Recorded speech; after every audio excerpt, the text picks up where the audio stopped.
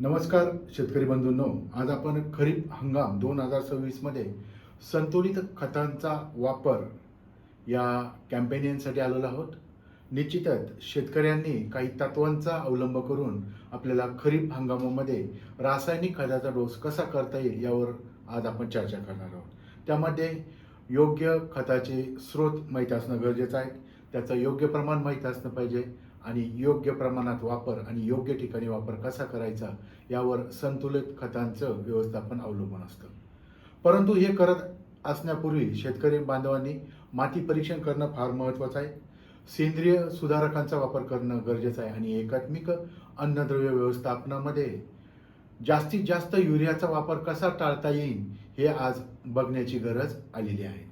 मग या संतुलित खताच्या व्यवस्थापनाचे काय फायदे आहेत हे आज आपण बघणार आहोत. त्यामध्ये प्रामुख्याने उत्पादनामध्ये वाढ होणार आहे, तसेच खत खर्चामध्ये बचत होणार आहे आणि जमिनीची सुपीकता टिकवून ठेवण्यासाठी या संतुलित खत व्यवस्थापनाचा आपल्याला वापर करून आपल्या जमिनीचं आरोग्य शाबूत ठेवायचं आहे. शेतकरी बांधवांनो, सुदृढ जमीन असेल तरच आपल्याला समृद्ध शेतकरी होता येईल आणि संतुलित खतांचा वापर आपण योग्य पद्धतीने जर केला तर शाश्वत शेतीकडे निश्चितच आपल्याला जाता येणार आहे. निश्चितच कृषी विज्ञान केंद्राच्या वतीने खरीप हंगामासाठी शेतकऱ्यांना शुभेच्छा आहेत. संतुलित खतांचा वापर करून आपल्या शेती शाश्वत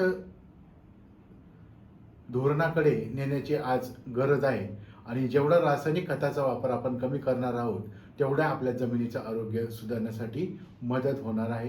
धन्यवाद.